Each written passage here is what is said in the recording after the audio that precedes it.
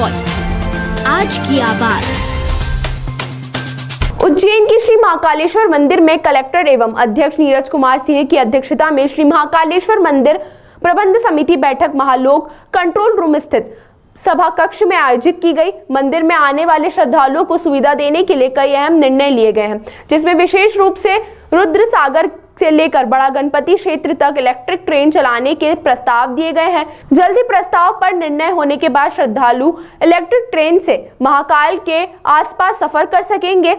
विश्व प्रसिद्ध महाकालेश्वर के दरबार में श्रद्धालुओं की अत्यधिक संख्या को दृष्टिगत रखते हुए श्रद्धालुओं को आवश्यक मूलभूत सुविधाएं उपलब्ध कराने के उद्देश्य से ग्रीष्म ऋतु एवं वर्षा ऋतु से बचने हेतु पूर्व में श्री महाकालेश्वर मंदिर परिसर में गेट क्रमांक 10 से मानसरोवर भवन में प्रवेश तक एक विजिटर फैसिलिटी सेंटर 1 स्थित गेट नंबर 1 क्रमांक के सामने ऑर्नामेंटल शेड का निर्माण कराया जाने के निर्देश प्रदान किए गए थे। निर्देशों के पालन करवाकर उज्जैन विकास प्राधिकरण द्वारा प्रेषित किए गए थे। मुख्यमंत्री डॉक्टर मोहन यादव ने पूर्व में ही निर्देशित किया था कि महाकाल मंदिर में आने वाले श्रद्धालुओं को कोई तकलीफ ना हो, इसको लेकर कार्य योजनाएं बनाई गई, जिसके बाद बैठक में दिव्यांगों को, वृद्ध जनों और अन्य श्रद्धालुओं के लिए आसानी से दर्शन हो सके, इसको लेकर इलेक्ट्रिक या बैटरी से चलने वाली ट्रेन पर विचार किया गया है। इस ट्रेन के माध्यम से महाकाल मंदिर में आने वाले श्रद्धालु त्रिवेणी संग्रहालय से महाकाल, बड़े गणेश, हरसिद्धि, चारधाम होते हुए वापस त्रिवेणी पहुंच सकेंगे। श्री महाकालेश्वर मंदिर प्रबंधन समिति द्वारा संचालित लड्डू प्रसाद निर्माण इकाई, जो वर्तमान में ग्राम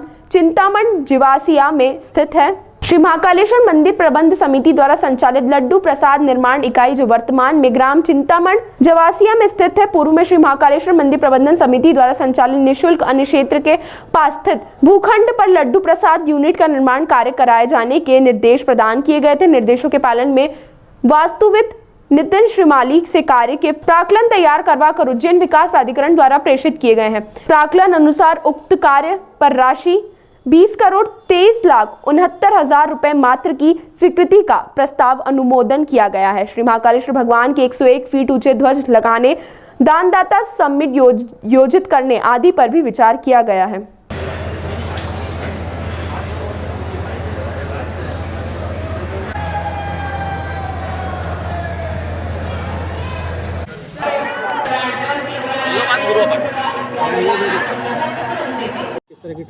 कल श्री महाकालेश्वर प्रबंध समिति की मीटिंग हुई थी और जैसे कि पूर्व में भी माननीय मुख्यमंत्री जी ने निर्देश दिए हैं कि जो श्रद्धालु आते हैं उनको पहली बात कम से कम चलना पड़े और छाँव में चलना पड़े और किसी प्रकार से भी समस्या ना हो।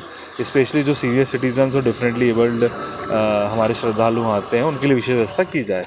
उसी तारतम्य में 2-3 बहुत ही इंपॉर्टेंट चीज़ें हैं। पहला कि शेड, तो अभी ही हम इस मंथ एंड से शेड लगाना प्रारंभ कर रहे हैं, जो कि मानसरोवर के सामने होगा और गेट नंबर 10 तक जाएगा। वो यदि वो अच्छा लगता है और जो भव्यता है, सुंदरता है मंदिर की और महाकाल महालोक की, उससे सिंक करता है तो उसको हम आगे बढ़ाएंगे। उस पर हमने कार्य प्रारंभ किया है। साथ ही जो श्रद्धालु सीनियर सिटीजन्स हैं और उनको हरसिद्धि या त्रिवेणी से आना पड़ता है तो वॉक करना पड़ता है। हालांकि हमारी ई रिक्शा चलती है, लेकिन वो भी डिमांड बहुत ज़्यादा है, तो उसी के ऑल्टरनेट सोल्यूशन के रूप में ये चर्चा के दौरान ये बात आएगी क्यों ना हम जो रुद्र सागर है उसके चारों तरफ महाकाल महालोक में, फिर गेट नंबर 10 से लेकर बड़ा गणेश, हरसिद्धि, चारधाम से शक्तिपथ होते हुए पुनः त्रिवेणी तक, इस पूरी पेरीफेरी में कुछ जो इलेक्ट्रिकली ऑपरेटेड ट्रेन्स होती हैं, बैटरी ऑपरेटेड ट्रेन्स होती हैं, उनको हम चलाएं। तो ये सब प्रबंध समिति के सदस्यों ने